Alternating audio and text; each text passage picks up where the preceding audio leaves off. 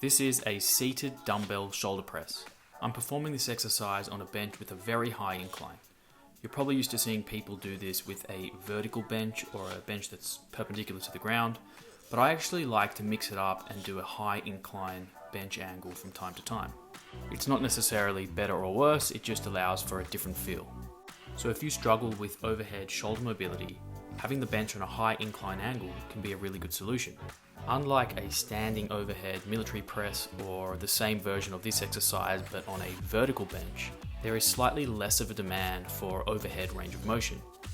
This is because at the top of the repetition, rather than having a straight line from your wrist to your elbow, shoulder, hip and knee like you would in a standing version, your arms are essentially out in front of your body a little bit, which means there is less of a demand for flexibility through your lats and shoulders.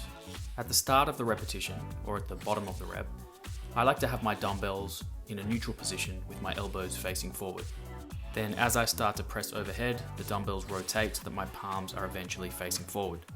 You can perform this same exercise with your elbows sort of flared out throughout the full range of motion.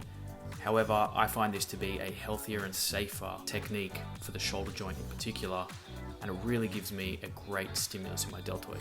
I also try to keep my chest nice and proud throughout the full range of motion. At the bottom of the rep, my shoulder blades are down and back, so my scapulars are retracted.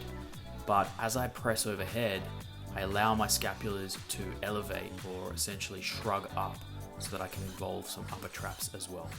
Remember to keep your feet planted firmly to the ground throughout the full duration of the set, and you can even utilize some leg drive towards the last few reps of the set to help get the weight up overhead.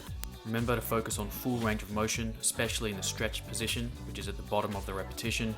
You want to try to get those dumbbells all the way down to your shoulders and your elbows nice and low. You do not need to keep your elbows at 90 degrees at the bottom of the rep.